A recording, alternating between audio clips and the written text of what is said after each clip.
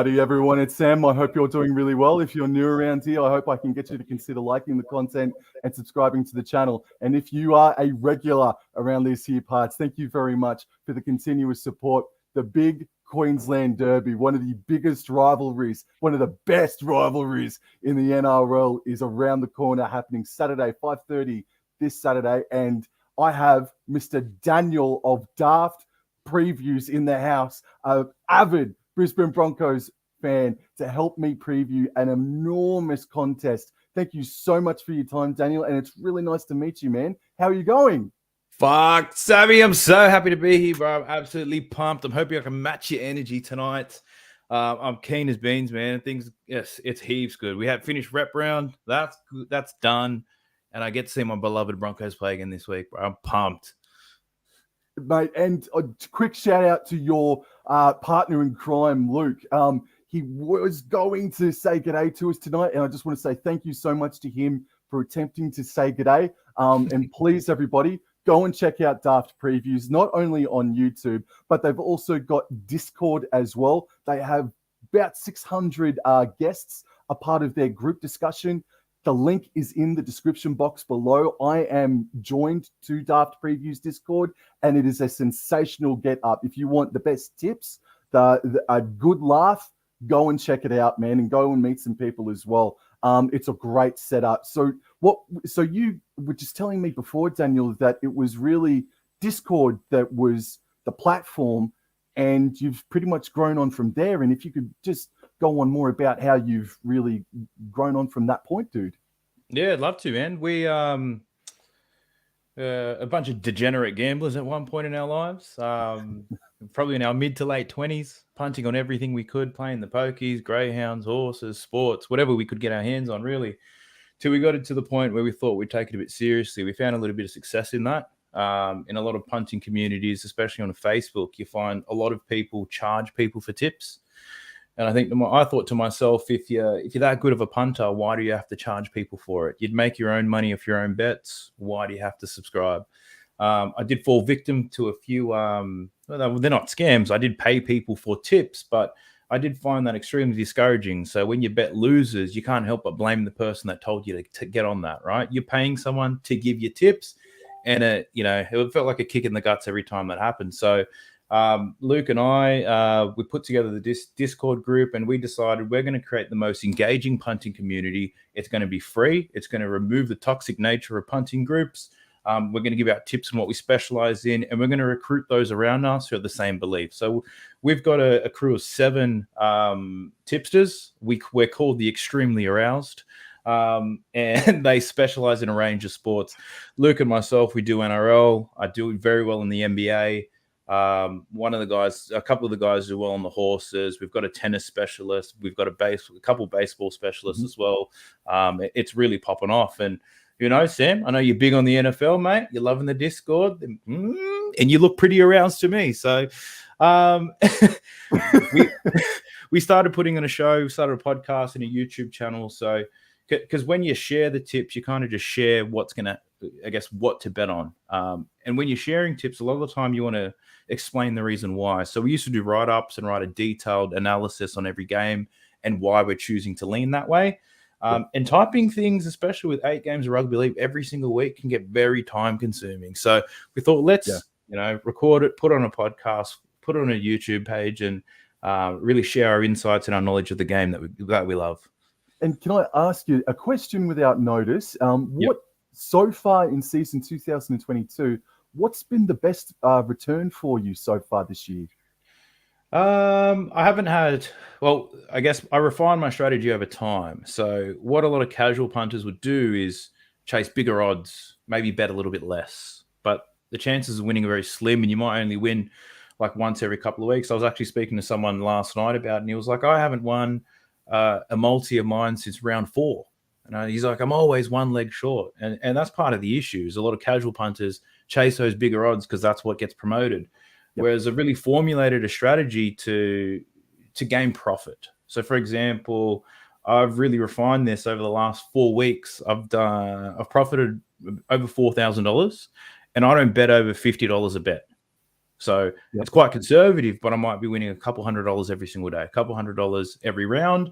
And then sometimes I add something a little bit adventurous, a little bit arousing, and those things win big. So like last Saturday was the international round, and those can be very tricky to tip, right? There's no real form to take into it. And I won $1,200 on the Saturday alone. But prior to that, with NRL is where I make a little bit more money, where I was doing, $2,000 in one week and $1,700 on another. And a lot of mine are quite conservative in how I play them, but it's about having the right staking strategy to go along with the selection. So the shorter your bet size, the bigger your stake, the more adventurous. You really should stake barely nothing at all. And one thing I tell all of my followers and what I communicate through the Discord, stay away from try scorers. The odds never align to the probability. You're always being shortcut. And the perfect example of that is Alex Twal. He's played, 101 games now, 100 games, hasn't scored a thing. In reality, the odds of him scoring are 100 to 1. The bookies are going to give you odds of $9. So I really just avoid try scorers when I can. They are a little bit of fun, but I'm very good at predicting of how a game is going to play out, whether the points are going to be scored, who's going to win, and by how much. And that's just based on my addiction to rugby league. Yeah. And how much money do you reckon people flogged into Alex Twal to score his first ever try in his 100th game a couple of weeks ago? It would have been an absolute mozza, like back the truck up and unload sort of thing. Absolutely. Yeah, man. I love what you're wearing as well, by the way, man, because it links up to this weekend. Beanie for Brain Cancer Round is this weekend. I'm wearing mine. This is a 2019 edition. What is your edition, mate? What year did you get that one? This is the 2021. So I've got two of the 2021s. This one's also from 2021. But I've also bought the 2022 versions. I wore one of them to work today. So I thought I like the white one. It looks great against this background here. And it just matches the drip nicely there, Sam. But no, I'm a massive fan for Beanies for Brain Cancer. It's a charity that's close to my heart. And one thing I've done over the past couple of weeks is within my Discord, I actually made a commitment to donate a portion of my winnings. Every single time I win a bet, a portion of it gets donated. Man. And a large bulk has gone to the Mark Hughes Foundation, but there's even, the Black Dog, the motor neuron disease, which the AFL was pushing. I just saw that comment. Man. No, it's great to really fill your cup up, because one thing with punting all the time, it does play in your mental health. And men and mental health don't really go very well together. So I thought, fill your cup up. We've got a channel in the Discord called The Gift of Giving, and it's all about just giving back. A lot of people share some certain charities which are important to them, and sometimes I choose theirs and I donate. So it's not all about gambling in the Discord group that we have. A lot of it's just a great community, just to have a chat, a bit of banter, and there's also some places where you can get things off your chest if you need to. Yeah, again, everybody, the link to their Discord channel is in the description box below, and a link to their YouTube channel as well is in the description box below. Please go and subscribe, and please go and join and check it out, because it is a great setup that they've got over there on Discord, 1,000%. So just before we go into the preview, man, I just want to touch on just some of your experiences, Dan. So I understand, correct me if I'm wrong, that you reside in New South Wales. Is that correct? That's right. Right. So have you ever been to Suncorp Stadium, mate? I have. I actually live not too far from Combank Stadium near Parramatta. Yep.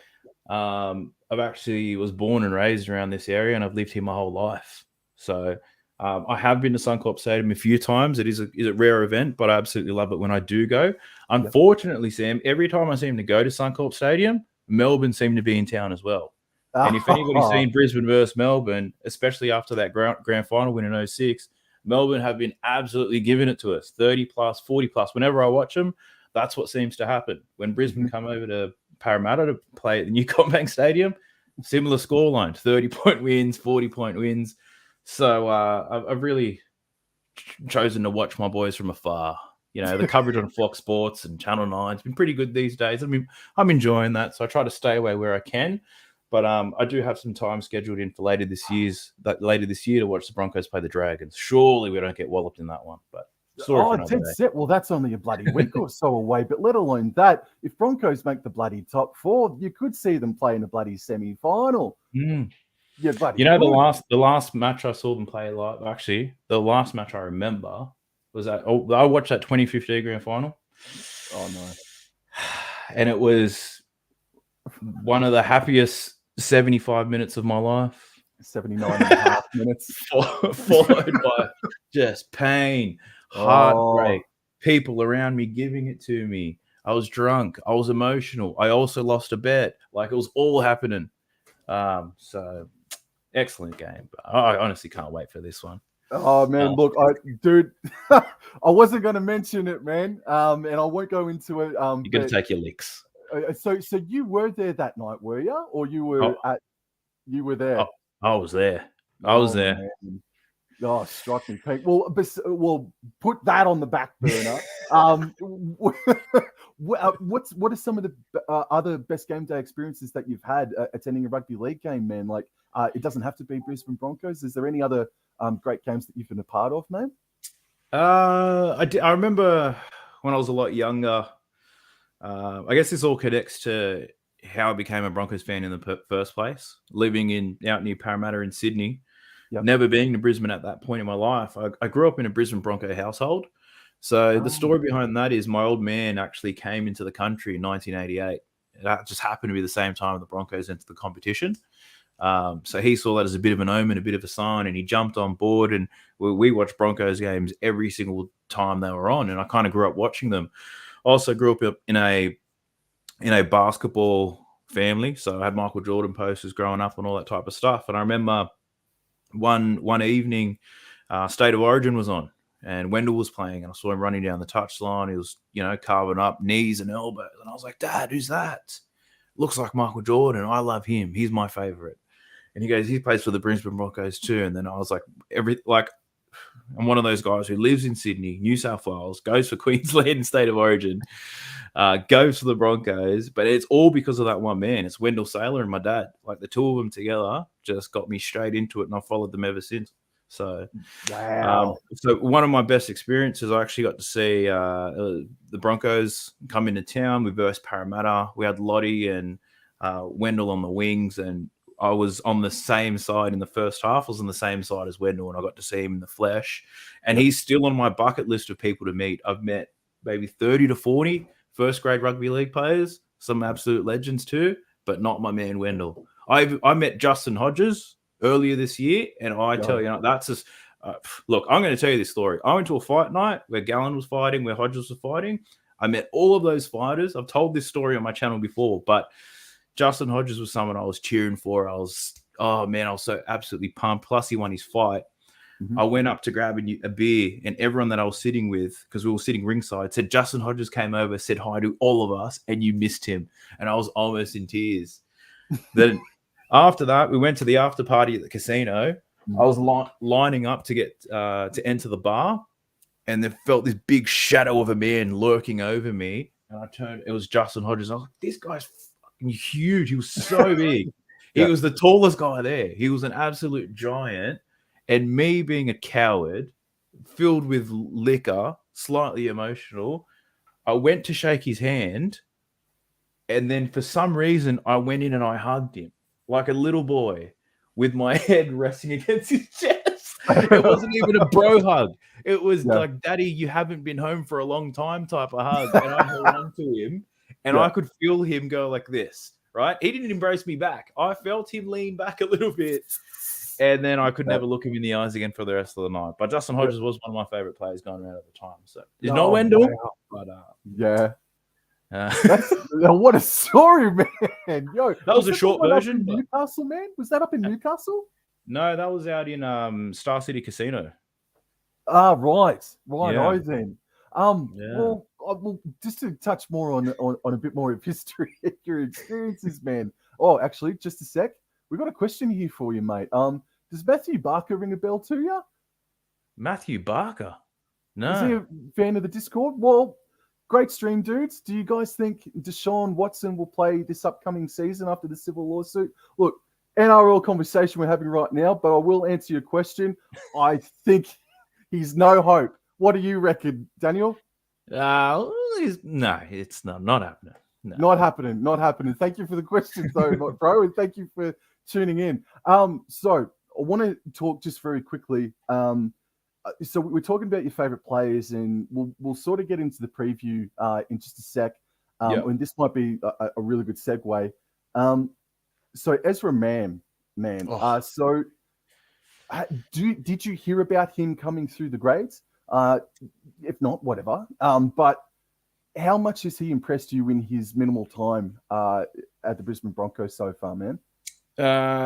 Yeah, look, I did hear a lot about him. The hype coming through for Ezra Mann, it was actually very similar to Jermaine Osako.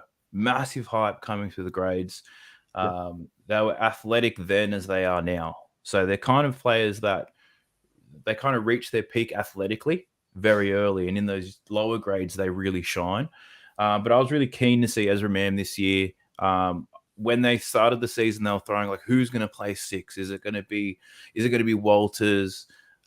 Is it going to be what the hell's the mullet's name? I forget him.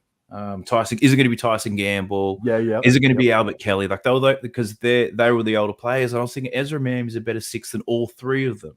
Because Billy's not sure what he is, 6, 7, 9. He kind of can play them all, but he's quite average at best. Tyson Gamble is a 6, but he's potentially a 13. But he's average at everything. He's just very aggressive in what he does, right? He's got that mongrel about him. Albert Kelly, maybe a couple of years ago, he would have been a great 6 for us, but he doesn't have that work ethic to off the field to make sure he's consistent within his games. I knew Ezra Mann would have been great alongside Reynolds because he does have a very elusive running game. He's a very instinctual player. So I'm not surprised with how he's playing. I'm surprised it took so long for Kevy to give him a run because he's been great for a very long time. What we're seeing now is what he could have done at the start of the season. But I think Kevy under pressure, you've got to play probably a bit more experience. Given the seasons we've had in the past, we've got these new signings and we needed to impress early. So he went the safer option. The Ezra move forced his hand, and I think it's paying dividends now. Thank you, man. Thank you. And we've got a question here for you too, Dan. So CJ Moxley, question for you. First, Dan, what's your best derby memory besides 2015, mate? Anything that sticks out? Honestly, my memory is just, I don't know about you, but when I watch a lot of these close games, and this was before I was actually gambling a lot on games, this is when I was just passionate about the rugby league side of things. My arse cheeks would clench that hard for that long. They didn't shoot pain up my back, right? Like you'd be sitting there like this. And it was just that it's more than a trilogy because it's more than 3 times. Just those golden point thrillers, those golden point thrillers. Every single one of them just gave you that same feeling, and it was whether win or loss. Like you talk about how great that game was. Like normally for me, if we lose, I'm seething, I'm upset. I remember like Peter Wallace for Penrith kicking a field goal. I remember Tamari Martin for Penrith kicking a field goal to down the Broncos, and I was upset for so long. But for some reason, when it was Cowboys v Broncos, I just appreciated it. Cowboys is one of the teams that I've always loved. But it was just all those spine-tingling moments, butt clenching. Like it was fantastic. Win or lose, I respected what the spectacle that was out there. It's like everyone knew that it was going to be a close game, and it really was. It never disappointed. Those times are the best. And what about for you? To evolve from that as well, man. Like you said that you don't hate the Cowboys, and you being a Broncos supporter, some people might go, "What?" Like it's actually been commented on that it's a rivalry with respect. It's not like an Easts and Souths rivalry where it's just blood for blood. It's a rivalry built around a lot of respect, even though it took a long time for the Cowboys to get it because it took them bloody 8-9 years to get that first win over years. So I love what you said about that because I agree with you that there's actually a lot of respect. And while you don't ever like to see a team lose, I'm with you, man. Like when you lose to the Broncos, like it's usually like, well done, sucks, and you got us again, but it's well done. And when I ever lose to the bloody Bulldogs or whoever else, it's like, you bloody buggers, bloody buggers sort of thing. Yeah, man. And next question. So by the way, one of my other favorite derby memories, you can't go past that first win in 2004 in that semi-final. I think it was, what was his name? I can't remember. Miles. I think it was Miles was his name that went over for the try. But in any event, we'll move on. And we got another question here from Mr. Faraz. Question for both Sam and Dan. Are the Broncos and Cowboys genuinely a chance to be a top 4 side for a few years coming with Townsend and Reynolds in both respective sides? I'll answer this one first, Dan. I think Chad Townsend is one of the buys of the year, and conversely, so is Adam Reynolds. And I think we really, it might be a little bit too early to say this might be a fluky. I mean, they're playing great footy. Are they a chance to be a top 4 side for a few years? At the moment, yeah, I'll say yes. What about you, Dan? I think the Cowboys are, given the youth of the squad, and Townsend only at 31. The quality across the park, it bodes well. It's great positive signs for the future. It doesn't look very turbulent at all. I'm very confident in the Cowboys. My Broncos, I'm a little bit hesitant in that. We've got the Payne Haas saga that, it's going to kick off again in the off season. That could leave a large hole in the middle, but give us some money to play with. But it's also the health of Adam Reynolds. We knew what we were getting when he signed him. We knew he was going to miss a lot of games. He's done that through South. He's doing it again this year. And as he gets older, it's not like he's going to improve in that part. But where Adam Reynolds is very valuable is to teach these young guys how to play, how to win, how to be professional. And it's going to help us in the long run, but I don't believe it guarantees us a top 4 side over the next few years. But I think a bit further than that, when Adam Reynolds does hang it up, it's going to put us in a great position. Agreed, man. I think you need with all due respect to Billy Walters and the Jake Turpins, you need a hooker to really punch into that top 4, in my opinion. I'll just quickly scroll down if there's any other questions here. No, that's okay. So I'll just go through. No, all good.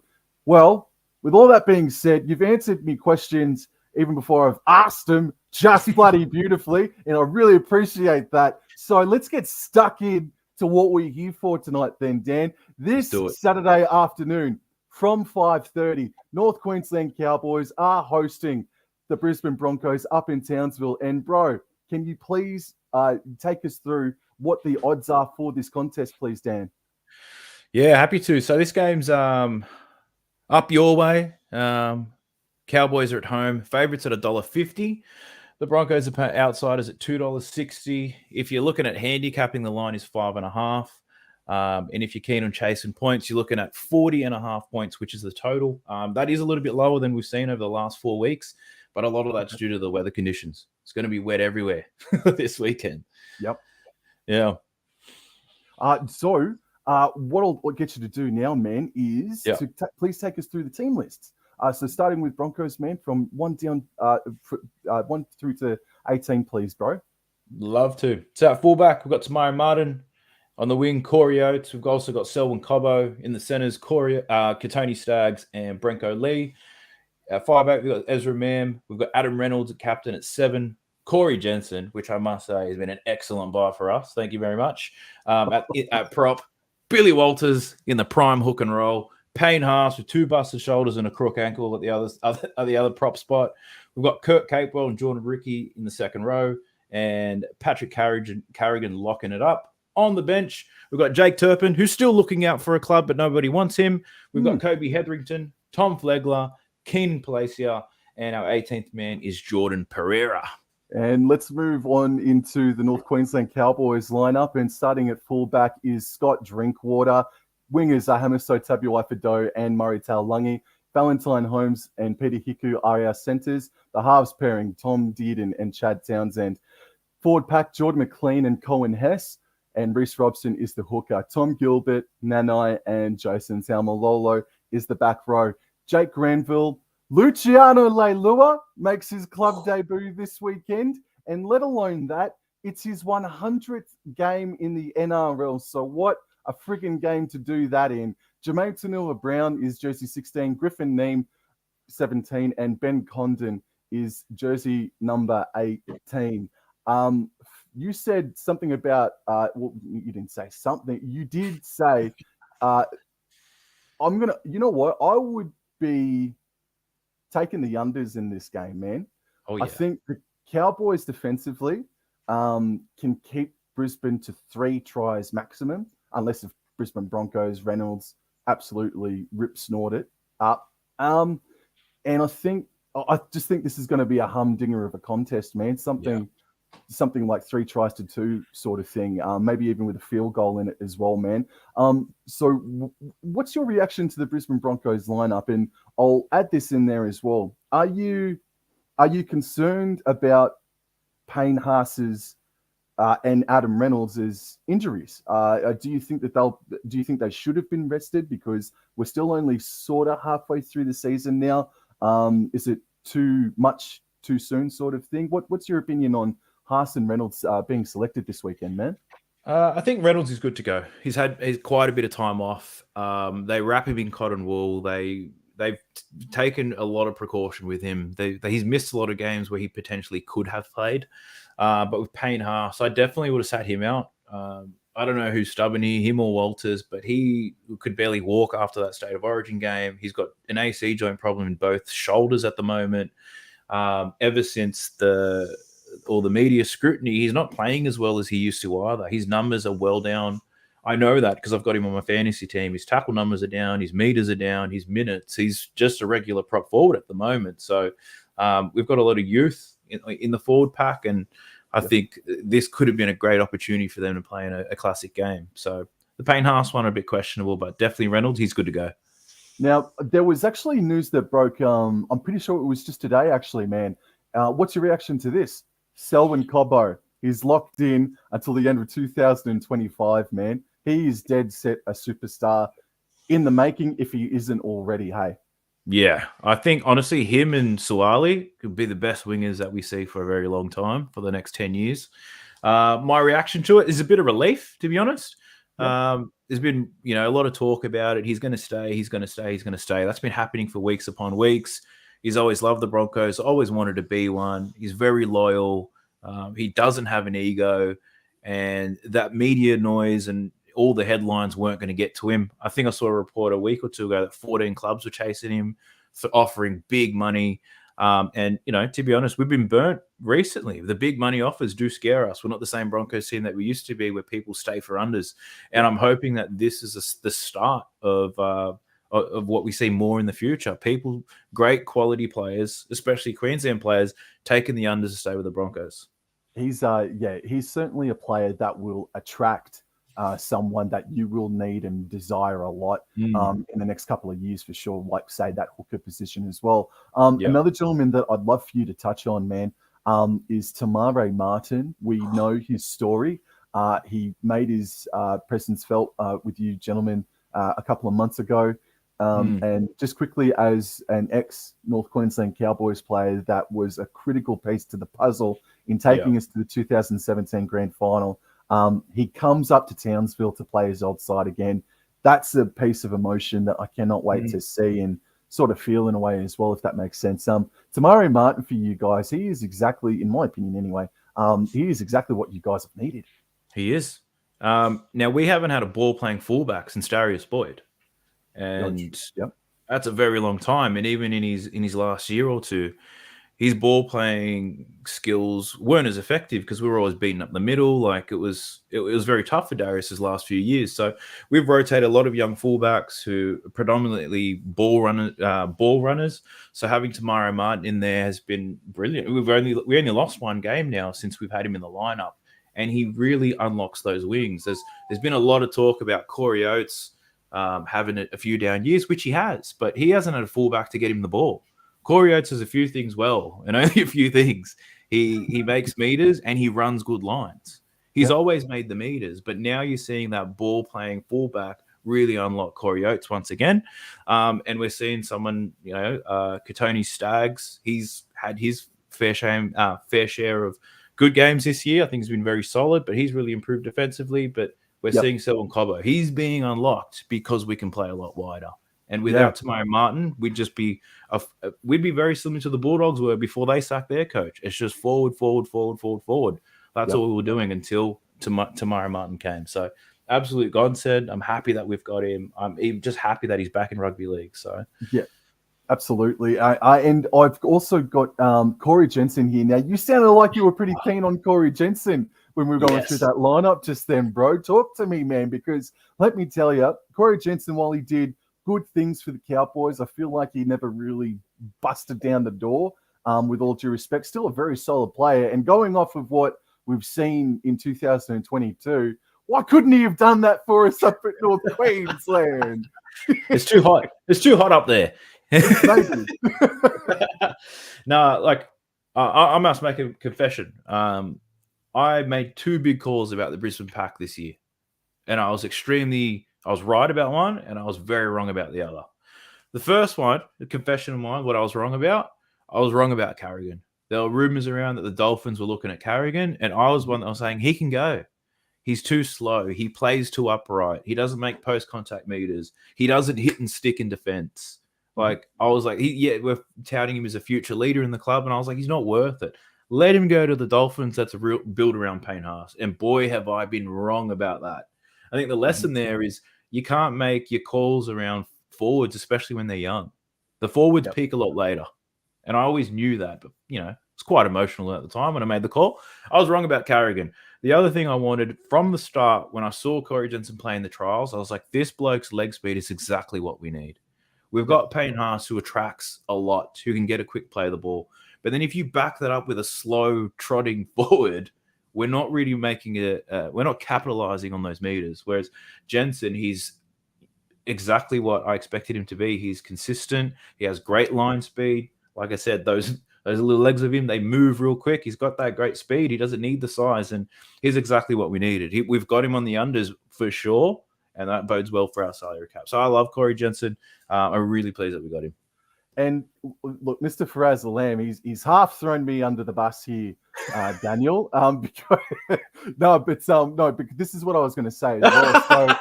So he's thrown me under the bus, mate. No, this is what I wanted to say. I agree with you, and Faraz, and we agree.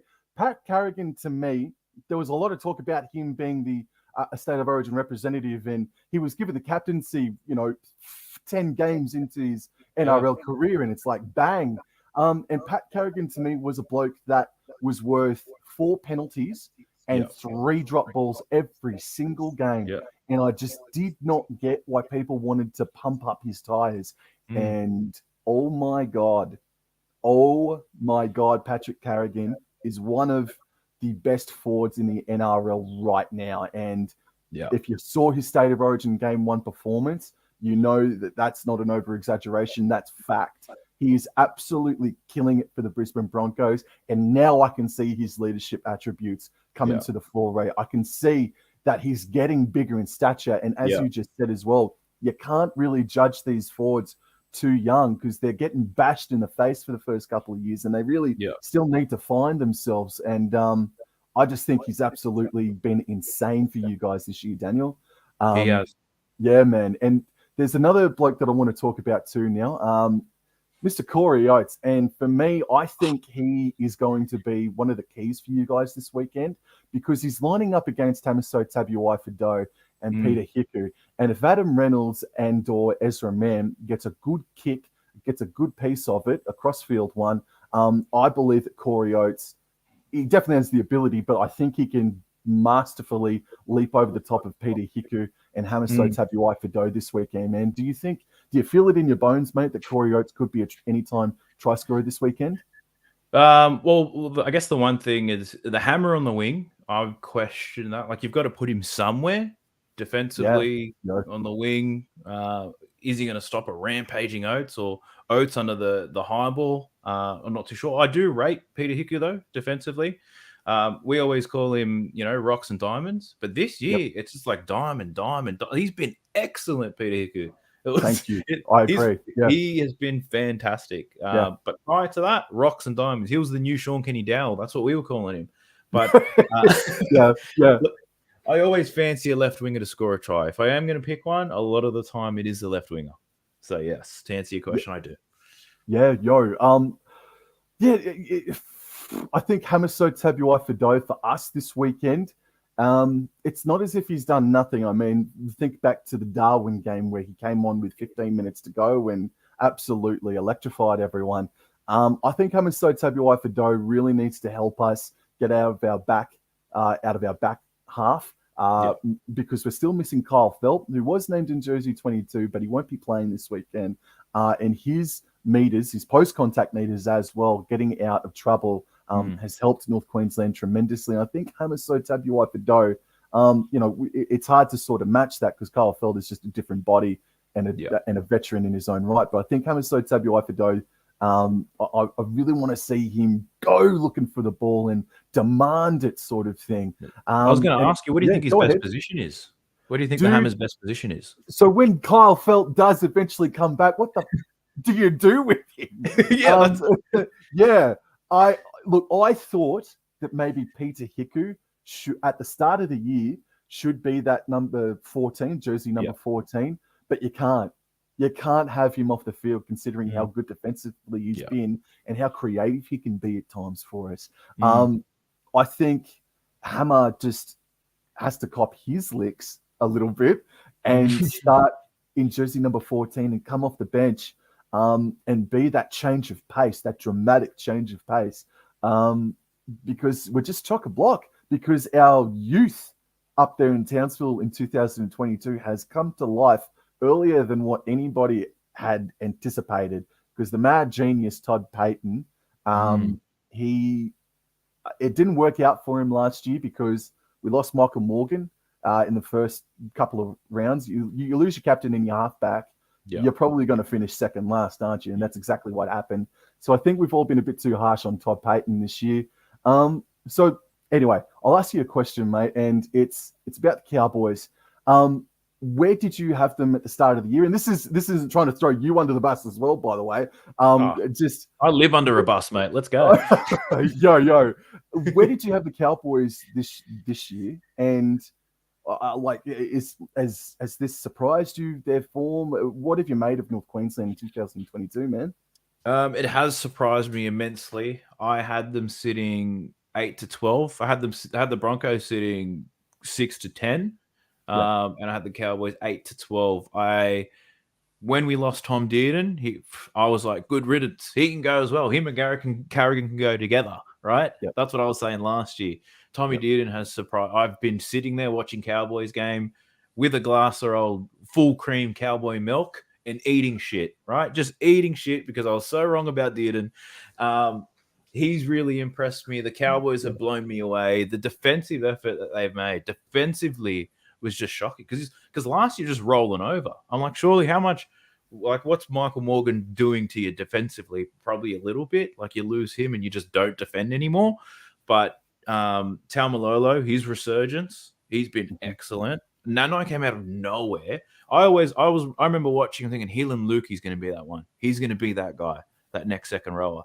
And Nanai was just rocks and diamonds. I watched one game, he dropped the ball more than he caught it. Like, it was unbelievable. And his turn of form has been brilliant. Drinkwater, I was always a big fan of. Val Holmes, I had question marks on whether he could play center. Proven wrong once again.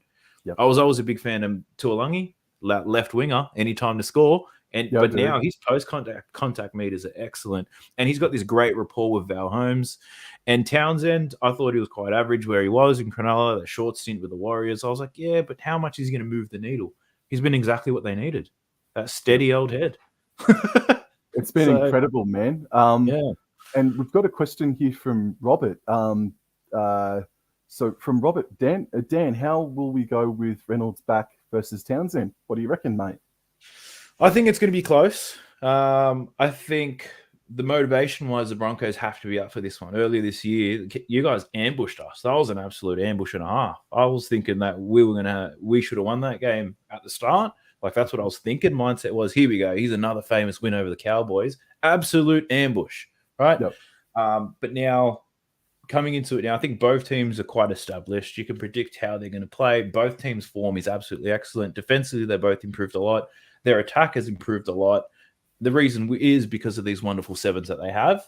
I think Brisbane are a chance to win this, but in order for that to happen, we obviously need to dominate the middle, plus the ruck. But Adam Reynolds needs to have a blinder. And question marks on whether he can. He's had a bit of time off. He needs to kick well. Defensively needs to be up for it. And he just needs to marshal these troops around. So, look, I think it's going to be close. I'll be taking either team 1 to 12. I think that's a really safe option. Yep. But if I had to put my heart aside, which is very difficult when it comes to the Brisbane Broncos, but I try to be at my best for this show of yours here, Sam. My gut says the Cowboys 1-12. That's what I'm thinking. Oh man, yo, It's not what I want to happen. No, of course not. No. But you're in it to win it. You're in it to win it, mate. Yeah. Now I've got something else here. So I've got Faraz Lamb, who's asking me for us to make a comment. Broncos could arguably, if they keep playing well and beat the Cowboys, only lose 1 or 2 games this season. If they go up to Townsville and win, they may only lose. You're exactly right, Faraz. I agree with that sentiment. CJ Moxley, apparently Reynolds is playing with painkillers, Sam and Dan, and he's not going to be healthy for at least 5 weeks. But this is according to the Daily Telegraph anyway. But Dan said earlier before that he reckons that he's hot to trot. And I saw an interview with Adam Reynolds earlier this afternoon, and he said he wouldn't risk the Broncos' chances of winning if he didn't think he could contribute. So, I think it's sort of null and void now. Sam Marima wore the Cowboys jersey. Oh, yeah, dude. Yeah, Faraz, Broncos supporter, chucked on a Cowboys jersey just for giggles, mate. And I thought, gee whiz, you're gonna insult bloody someone out there, aren't you? You wouldn't find Dan dead with a bloody Cowboys shirt on him, wouldn't they? No, never. I think the only jersey I've ever worn that isn't a Broncos one was a Bulldogs jersey. I think I lost a bet, had to wear it around the office one day, and it was awful. I almost threw up on it a few times. It didn't suit me. I grew this ugly mullet in 5 minutes. It was terrible. So not wearing a Dogs jersey ever again. I'm sticking to my boys here. Yo. And look, there's another couple of stats that I want to go through as well, man. And that's it's kind of weird, kind of interesting, man, that the Brisbane Broncos, they are on top for the team being the most ineffective tackling team in the competition. So they might stick with their tackles, but there's a lot of post-contact meters getting made on them. And so therefore, hence being ineffective tackles. And the North Queensland Cowboys are best on that list. When they stick, they are effective. Now, on the opposite side, this is where it gets really weird. You go into the stats on NRL.com and you got Brisbane up there for ineffective, Cowboys on the bottom, which is a good thing. And then you go into the missed tackles department, and the Cowboys are a lot worse than the Brisbane Broncos are. As a matter of fact, Brisbane Broncos miss their tackles the least out of anyone in the competition. So these two defensive mindsets, man, they're sort of mirroring each other. It's a really strange stat sort. And what I find as well is that Adam Reynolds and Ezra Mam, and forgive me for me wobbling my jaw now, mate, but I'm trying to dribble away, son. Dribble and wobble, mate. Dribble and wobble. So Adam Reynolds and Ezra Mam, they don't engage the defensive lines almost at all. They're one of the teams that really like to play 15, 20, 10 meters back sort of thing and throw lots of different lines and different shapes at the opposition. So if you're the Cowboys and you are up there in the top 5 or bottom 5 for missing your tackles, for me, don't go searching for Adam Reynolds. Even though you don't want to injure someone, but if Adam Reynolds is playing the game under an injury cloud, you do want to attack him. But if you do that, and Adam Reynolds is this year and the Broncos being known for throwing shapes and getting their players through gaps, man. I say if you're the Cowboys, you just stand your ground, man. You come forward a little bit, maybe 4 odd meters or so. But I say you just hold your ground and make sure that they don't that you stick with your tackles. I hope that makes sense, Daniel, man. No, it does. I get you. Cool. And with the ineffective tackles of the Brisbane Broncos, well, Jason Taumalolo is one of the best post-contact meter readers in the game. Yeah. And if he's running at a team that is the worst ineffective tackling team in the competition, that's where the Brisbane Broncos need to be at their absolute best this weekend if they want to win. Also in that, Jeremiah Nanai, he'll throw an offload. Reece Robson, he can throw an offload as well, darting out a dummy half as well, man. But again, it's more of a compliment and a testament to how close these two sides really are. one team is bad for ineffective, the other team is bad for missed. Brisbane Broncos complete their sets better than the North Queensland Cowboys do. As a matter of fact, they're either second or third on the list so far as completion rates go. So Brisbane Broncos, man, while they're ineffective in tackling, man, they'll hold the ball. And if they get possession, man, they are electric in attack. And that's one of the things that I'd like for you to sort of go on now, Daniel, is that I think that their attack has improved since about round 18 of last year. I thought of all the clubs in the bottom half of the ladder last year, Brisbane Broncos were the most informed of all of them, and their attack has just evolved on from there. And I mean, what's it like, Daniel, to have been a Brisbane Broncos supporter for all these years? You've seen them take a dip, and now they're starting to resurrect themselves now, man. You must be so excited by their prospects come September. Man, honestly, absolutely wrapped. I'll tell you what the catalyst to this sudden improvement in our attack, it's the Ben Ikin effect. As soon as Ben Ikin arrived, things started to change. Yeah. Right? For a long time, and I still say it now, I was like, I don't know what Kevy's thinking. I don't know what Kevin Walters is doing. He's a larrikin. He seems like a great guy. I'd love to have a beer or a case with him. But coaching-wise, I don't know if he's that guy. But it was all about bringing the Broncos culture back. He struggled initially, but Ben Ikin came and suddenly Kevin Walters, he's a coaching machine this year, absolutely nailing it. I guess one thing with the Broncos, what we've done this year, it's very simple. We have a very simple play style. That's why the errors are quite low. They will run very similar shapes time and time again. The part where we've improved the most, it's working those short sides. Prior to having Reynolds, we never went the short side, ever. It's as if we didn't have a half that was capable of doing it. We had three shapes, and we just ran them over and over again. Slow play the ball, same shape. Line break, well, let's run shape. It's like now there's a bit more direction.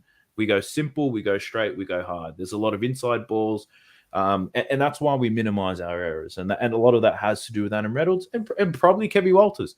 But the one thing that's really making that attack sing, it's getting that ball to Tamari Martin. Like I said earlier, he lets those guys outside loose. Whereas in the past, if that's Tessie New or if that was Jermaine Osako last year, they get the ball at fullback and nothing happens. So Tamari Martin is the magic man. Reynolds does set it up, but Tamari Martin's the guy that you need to look out for. And while it can be and may be Selwyn Cobber at the end of it from Tamari Martin, Tony Staggs is a man that we haven't mentioned so far in this podcast, man.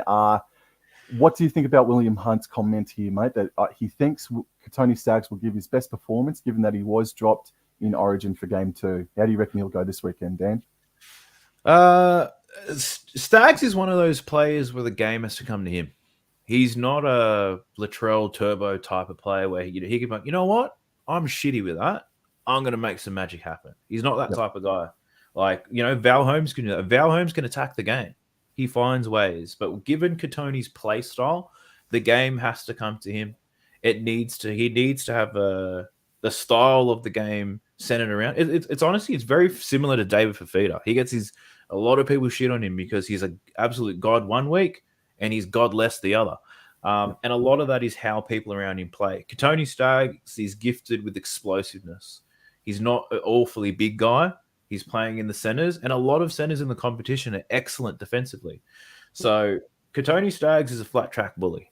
If you could get the Manly Sea Eagles and turn them into one player, it's Tony Staggs, right? Yep. You bring him up against someone like a Momorowski, he's going to absolutely annihilate them because the Broncos will identify the matchup with Momorowski as a mismatch. So let's get it to Tony. You chuck someone like Val Holmes on him, suddenly it's a little bit different. Someone even better, like if there are bigger centers out there, Justin Olam. Tony went at Justin Olam last week, but Olam actually had more meters, more tackle breaks. He had better defense. Olam outplayed Tony Staggs in that game, that Melbourne Broncos game too. Yep. In every single way. And I'm glad that I'm not glad, but like you did bring up that Holmes can get to Tony Staggs, and this is my key matchup. It is a State of Origin-esque matchup as well. Both times, Cowboys and Broncos have played each other this year, both the trial and in round 3. Tony Staggs may have given him a good old fend at a stage, but it's Valentine Holmes that has won the battle every single time. I agree. That's not me trying to stick the knife in sort of thing, but that's been the key. I'll put my hand behind yours, mate, and I'll push it. Let's go. Yeah, man. Let's go away. So, dude, look, the biggest player that we need to contain is the edge is Selwyn Cobbo and Katoni Staggs. They are going up against Murray Taulagi and Valentine Holmes. That's worth the price of admission alone, man. Yeah. That is going to be the key, in my opinion, to absolutely everything as well. But also, I do think that on the other side of the paddock, Corey Oates does have the ability to jump over Hammer and Peter Hiku, but in the middle of the ground, and Broncos coming out of their own end, if Hammer and Peter Hiku can contain Brenko Lee and Corey Oates, it's going to go a long way, man. So we'll start to wrap things up. I cannot believe we've gone 51 and a half minutes down. I hope that's okay. I'm having fun. Time flies, man. Fair dinkum. I did not mean to do that. So your final bet, you've already said it, but just to clarify, what's your scoreline? And I know you don't like any time try scorers, but if you can give us one. And who's going to win, man? Heart or head? Let's do this. If I'm going to make a multi right now off the top of the dome and you want a little bit of juice, take either team 1-12. We're taking the unders. Yep. I'll take Murray Taulagi and Corey Oates to score a try. Okay. True. And you're right that it's going to be rain. It's going to be rain affected. I'm glad you brought that up too, man. That's why I think it also will contribute to the unders, as I'm sure you do think so as well, man. And a value play, my man Reece Robson. Reece Robson, a nice dart at a dummy half. He loves it. Yo, man. Well, you know what? I'll give this as well. I think we're going to see a 40-20 in this game, and the chances are it's going to be by Adam Reynolds. We're going to see, even though it's going to be rain affected, we're going to see some spectacular stuff this Saturday afternoon. It's going to be sliding off. I reckon it'll be a third tackle kick too. You won't see it coming. No, for sure, man. And so I reckon Scott Drinkwater will score an anytime try. I think the final scoreline will resemble 18-12, something like that. I think that's what we'll go with, man. Cowboys to win 18 points to 12 this weekend and really rely upon their defense, man. Daniel, that's it. Chat, that's it. Thank you so much for your time, mate. I've had a sensation. I could have kept talking to you for another hour and a half, mate, but we won't do that because I'm starving. So what's in the pipeline for you guys for draft previews over the next couple of weeks, man? I'm going to put out a few podcasts. We're actually debating whether we start one with a couple of guys from the Discord.